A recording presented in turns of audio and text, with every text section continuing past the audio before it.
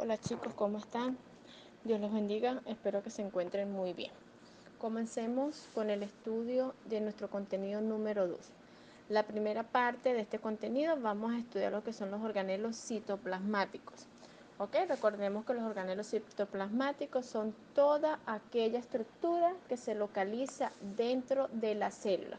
Vamos a estudiar su formación, o sea, cómo está formado y la función específica que ese organelo realiza dentro de la célula.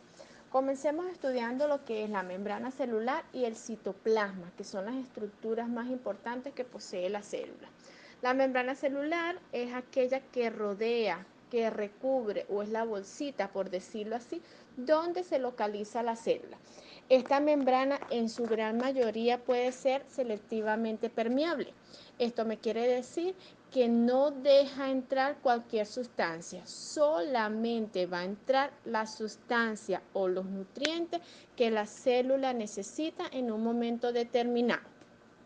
La membrana celular está formada por una bicapa, o sea, una doble capa, formada por fosfolípidos. ¿Y qué son fosfolípidos? Son grasas unidas a un fosfato. Posee proteínas, de las cuales tenemos dos tipos: proteínas membranosas, que se localizan dentro de la bicapa, y proteínas periféricas, que se localizan en la parte externa de la bicapa. Los fosfolípidos son compuestos anfipáticos. ¿Qué me quiere decir anfipático? Que los fosfolípidos están formados por dos extremos. Un extremo es hidrofílico, que atrae o se mezcla fácilmente con el agua. El otro extremo es hidrofóbico, repele o rechaza el agua. ¿Por qué actúan los fosfolípidos de esta manera? Ya que están formados por fósforo, y el fósforo es un compuesto que es fácil para mezclarse con el agua. Y por otro lado están formados por grasa, y las grasas repelen o rechazan el agua. ¿Ok? Las membranas pueden ser, tenemos membranas impermeables, las cuales no permiten el paso de sustancia ni de afuera hacia adentro, ni de adentro hacia afuera. Tenemos membranas semipermeables. Sí permite el paso de ciertas sustancias, sobre todo las de pequeño tamaño. Tenemos membranas permeables. Son las que permiten que entre o salga cualquier tipo de sustancia en cualquier momento que la célula lo necesite. Y tenemos las membranas selectivamente permeables, que son las que permiten dejar entrar solamente lo que la célula necesite en un momento determinado, o sacar cualquier sustancia dañina a la misma célula. Citoplasma o citosol. Este es un líquido gelatinoso que se localiza dentro de las membranas de la célula, o sea, está dentro de toda célula, tanto animal o vegetal. Está formado mayormente por agua y contiene un 20% de proteínas. También dentro de ella se localizan grasas, sales minerales, hormonas, azúcares, entre otras sustancias. Y la función principal de este citoplasma es alimentar o nutrir todos los organelos que se encuentran dentro de la célula. Gracias a este citoplasma podemos decir que los organelos pueden realizar efectivamente su función. De lo contrario, los organelos morirían porque no tienen quien les dé alimentación o quien los mantenga. Ok, comencemos con el estudio de los organelos citoplasmáticos. Recordemos que son las estructuras que se localizan dentro de la célula vegetal. Estudiemos primero los organelos relacionados con la producción de energía. En primer lugar tenemos los cloroplastos. ¿Qué son los cloroplastos? Son plastidios. ¿Qué me quiere decir? Que son organelos propios de las células vegetales. O sea que nosotros, los seres humanos, no poseemos cloroplastos. Los cloroplastos contienen clorofila. ¿Para qué se utiliza la clorofila? Para que se lleve a cabo el proceso de fotosíntesis y con esto poder obtener o producir oxígeno. Tiene forma discoidal y está cubierta por una membrana externa. Dentro del cloroplasto se localiza una sustancia llamada estroma. en los estromas se hallan flotando un sistema de forma de monedas llamadas tilacoides. Recordemos que este cloroplasto es esencial para el proceso de fotosíntesis, ¿ok? En los tilacoides o dentro de los tilacoides es donde se localiza la clorofila, la cual es esencial para que se origine el oxígeno. Y aquí es donde se va a realizar o se lleva a cabo la fase lumínica de la fotosíntesis. Y en los estromas es donde se va a llevar a cabo la fase oscura. Recordemos nunca confundir, que el año pasado hice mucho hincapié en esto, el no confundir estroma con estomas, solamente cambia una letrecita. Estroma es la parte interna del cloroplasto donde se lleva a cabo el proceso o la fase oscura de la fotosíntesis, y los estomas son los poros o los orificios por donde las hojas respiran o reciben el agua que necesitan. En número 2 tenemos los cromoplastos. Los cromoplastos contienen los pigmentos accesorios. ¿Qué me quiere decir? Que son los pigmentos que originan o que dan el color amarillo, anaranjado o el color rojo a algunas flores y frutos. ¿Ok? Y estos cromoplastos, también son plastidios, o sea, solamente se localizan dentro de las células vegetales.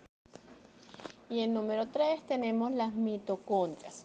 Las mitocondrias poseen forma redondeada o forma discoidal, tiene una doble membrana en la cual en la imagen podemos observar que la membrana externa es más pequeña que la membrana interna. Por tal motivo, dentro de la mitocondria la membrana se arruga para poder encajar bien dentro de ella.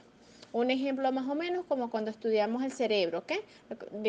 Cuando estudiamos el cerebro, que dijimos que el cerebro es más grande que la caja craneal y por tal motivo se arrugaba para poder encajar dentro de la caja craneal en perfectas condiciones. Lo mismo sucede aquí. La membrana interna es más grande, por tal motivo se arruga para poder encajar bien ahí. Allí se lleva a cabo, o aquí es donde se lleva a cabo, el proceso de respiración celular aeróbica. Y este organelo se localizan tanto en la célula vegetal como en la célula animal. Organelos relacionados con la síntesis y modificación de compuestos orgánicos. En primer lugar tenemos el retículo endoplasmático. Se forma de la prolongación de la membrana externa del núcleo, que quiere decir que la membrana externa del núcleo es la que da origen a que se forme este organelo. Este organelo es una membrana que se pliega en forma de sacos, cuyos sacos son denominados cisternas. Estas cisternas las podemos dividir en dos, los cuales reciben el siguiente nombre. Tenemos el retículo endoplasmático rugoso, los cuales presentan puntos y le da una textura rugosa a la membrana.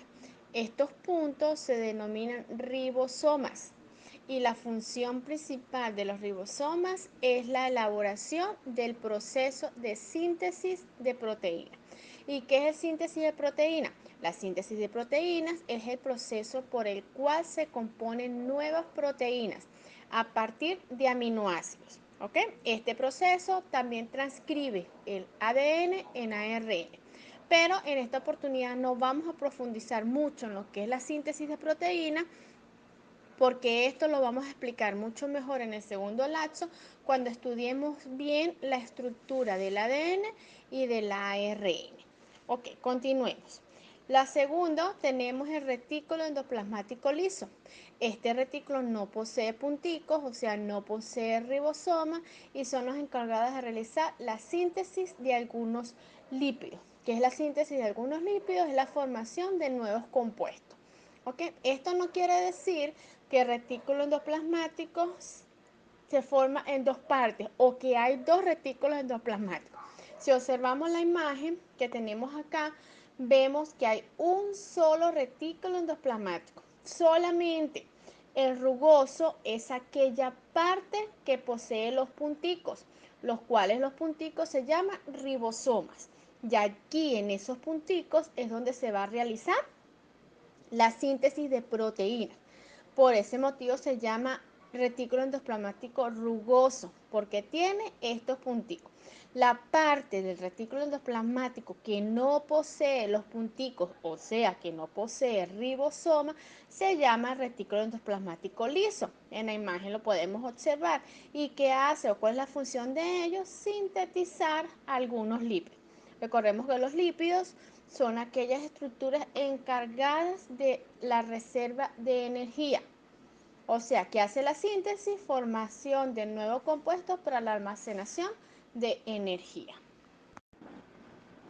En segundo lugar, tenemos el aparato de Golgi. Es un sistema membranoso parecido a un grupo de bolsas apiladas una sobre la otra, las cuales se denominan cisternas. La agrupación de estas cisternas forman vesículas y estas vesículas movilizan los compuestos hacia el sitio de la célula donde se necesite. O sea, sirve de transporte para movilizar los compuestos cuando la célula los necesite. La función principal del aparato de Golgi es procesar, modificar y distribuir los compuestos orgánicos relacionados con lo producido en el retículo endoplasmático. ¿Ok? Las vesículas producidas en el retículo endoplasmático con proteínas y lípidos son transportadas hasta el aparato de Golgi, donde se integra a una cisterna, vaciando su contenido en ella. Una vez dentro de ella, los compuestos son modificados para producir otros más complejos, como pudieran ser los fosfolípidos. Recuerden que los fosfolípidos son lípidos o grasas unidos a un fósforo. Y luego se empaquetan en vesículas nuevamente, que son enviadas a donde haga falta dentro de la célula. Organelos relacionados con la digestión celular. Primer organelo, los lisosomas. Están formados por una membrana simple. Contienen enzimas hidrolíticas llamadas hidrolasas, las cuales son de gran potencia. Estas enzimas han sido ensambladas en el aparato de Golgi. Si observamos, un organelo va de la mano del otro. Un organelo depende del otro para poder realizar su función de manera correcta.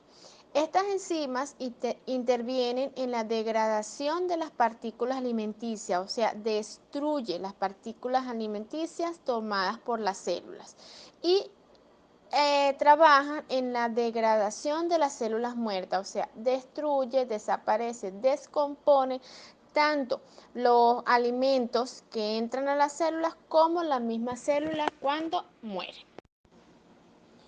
En segundo lugar, tenemos las vacuolas. Las vacuolas poseen membrana muy sencilla y tienen funciones específicas dentro de las plantas. La principal función que tienen las vacuolas es que sirve de sistema digestivo para la célula. Ellas se unen a los lisosomas para digerir y absorber las sustancias nutritivas que están en ellas. A estas vacuolas se les conocen como vacuolas digestivas. Existen otras vacuolas que se encargan de controlar la cantidad de agua que hay en el interior de la célula, expulsando si es demasiada. A estas vacuolas se le conoce como vacuolas hídricas y existen las vacuolas que almacenan ciertas sustancias. Son conocidas como vacuolas de reserva. En la célula animal también existen vacuolas, pero son vacuolas muy pequeñas, las cuales ayudan a retener los productos de desecho. Por último, vamos a estudiar los organelos relacionados con el control del funcionamiento celular. Vamos a estudiar el núcleo. El núcleo está compuesto por una doble membrana. Membrana externa es ininterrumpida y se continúa con el retículo endoplasmático. Y la membrana interna es discoidal, es decir, tiene poros que ponen en contacto el interior del núcleo con el interior del retículo endoplasmático. En su interior, o sea, en el interior del núcleo, está lleno de un gel de una composición muy diferente al citoplasma. A este gel se le conoce como la cariolinfa, donde flota una maraña de hilos, conocidos como la cromatina, que no es más que los cromosomas relajados que están allí. En la cromatina se pueden observar un punto muy oscuro, el cual conocemos como el nucleolo, que es el sitio donde se lleva a cabo la lectura del material genético para obtener información para la síntesis proteica. Dentro del núcleo tenemos los cromosomas. ¿Qué son los cromosomas? Son cuerpos compuestos por ADN. ¿Qué es el ADN? Es el material que lleva la información genética de un individuo. Esta información se halla separada en genes y cada uno corresponde a una característica física del organismo. Nosotros, los seres humanos, estamos formados por 46 cromosomas, agrupados en 23 pares, de los cuales tenemos 22 pares autosomas. ¿Qué me quiere decir autosomas? Llevan información de las características no relacionadas con el sexo. Y tenemos un par sexual, XX o XY, la cual contiene la información para la determinación del sexo. Con la estructura y la función del núcleo terminamos el estudio de nuestra primera parte del segundo contenido. Acá solamente repasamos lo que son los cromosomas, que son estructuras que se localizan dentro del núcleo, que dentro del cromosoma se encuentra el ADN, que el ADN es donde se localiza nuestra información genética. ¿Ok? Repasamos que nuestro cuerpo o todo individuo está formado por 23 pares de cromosomas. Solamente hice un repaso porque este contenido o estos cromosomas los vamos a estudiar de fondo en el segundo lapso, cuando estudiemos la estructura completa del ADN y del ARN. ¿Ok? Solamente hice un repaso de esto porque esto también lo vimos el año pasado. Recuerdan que el año pasado les expliqué lo que es un cromosoma, cuántos cromosomas poseemos y qué son cromosomas autosomas y cromosomas sexuales. Entonces, con esto culminamos esta primera parte. Cualquier duda, cualquier interrogante, cualquier organelo que no entiendan y necesitan que les explique, por favor, como siempre lo hacen, contáctenme a través de un mensaje de WhatsApp y yo estoy disponible para aclarar cualquier duda o volverles a explicar el tema. Ok, el lunes voy a estar disponible toda la mañana para que ustedes me escriban por este medio. Para mí, como yo siempre le digo a ustedes, es mucho más fácil que me escriban por WhatsApp, que me envíen un audio o que me llamen por teléfono y yo les reenvío el audio explicando lo que ustedes no entiendan o aclarando las dudas que ustedes tengan. Bueno, mis chicos, lean las diapositivas, escuchen bien los audios, pásenlos al cuaderno para que tengan todo listo y ordenado para el momento de que vayamos a aplicar la actividad evaluativa. Que pasen un feliz fin de semana. Cualquier cosa me escriben. Chao.